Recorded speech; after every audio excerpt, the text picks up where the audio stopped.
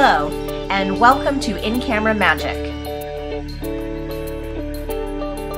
For the artist seeking true creative freedom and the chance to take amazing images right in camera, there are 12 essential options that must be mastered before all else. The aperture starts us off. The aperture is a variable size hole found in the lens. You adjust it by changing the f number in your camera. Larger holes are represented by small numbers, while smaller holes are represented by larger numbers. The aperture, along with your focus plane position, how close it is to the camera, controls depth of field. Open the aperture, a small f number, and place your focus plane close to the camera and you will achieve a shallow depth of field, or a blurry background. Choose a smaller aperture, or a large f number, and you will gain depth of field. More things in the image will be in focus. Next is the shutter speed. Shutter speed is the amount of time the sensor is exposed to light. This has two effects. It can determine how bright or dark your image will be, and it can control whether or not action will be blurry in the final image. Fast shutter speeds will freeze action, while slow shutter speeds allow it to blur. Both are extremely valuable creative options. The ISO is next. The ISO is a mathematical formula the camera uses to interpret the amount of light captured by the aperture and shutter speed. By changing the ISO, you can make your picture appear brighter or darker. Higher settings will make the image brighter, while lower settings will make it darker.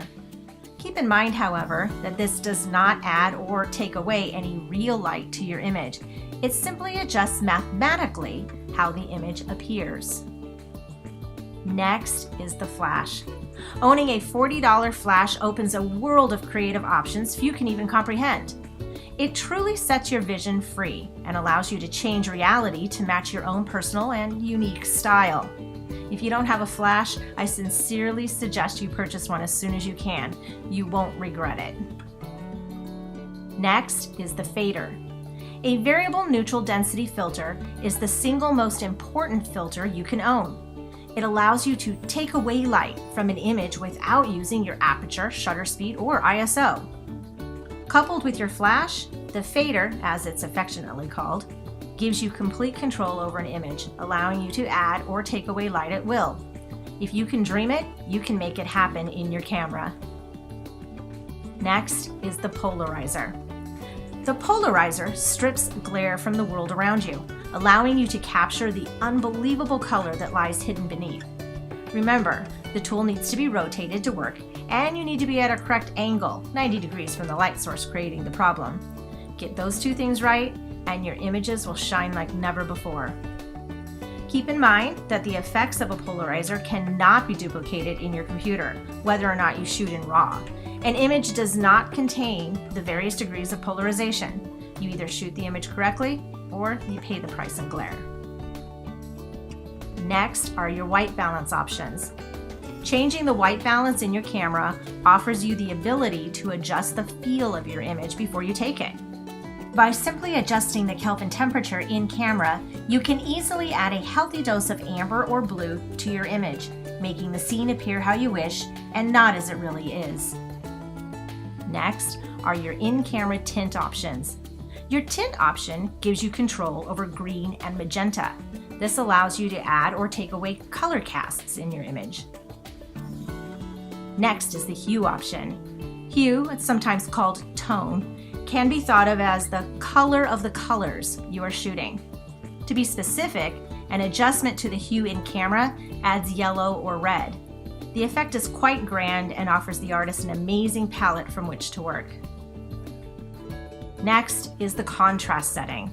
By adjusting the contrast setting in camera, you increase the difference between the dark and bright portions of your image. Higher contrast settings make your blacks blacker, and lower settings allow for detail to be seen. Next is your saturation setting. The richness of the colors in your image can be boosted quite high through the use of this in-camera option.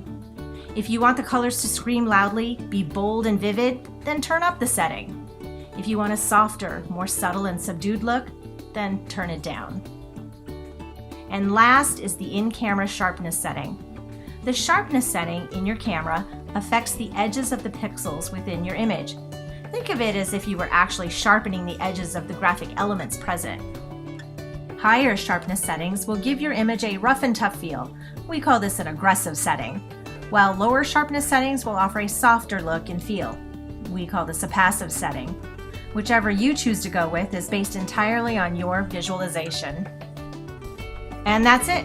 12 rather amazing basic controls and options that as a manual shooter, you need to master. Take your time with these, experiment fully, and you will be shocked at what you can accomplish completely in camera. Good shooting all, and stay in focus.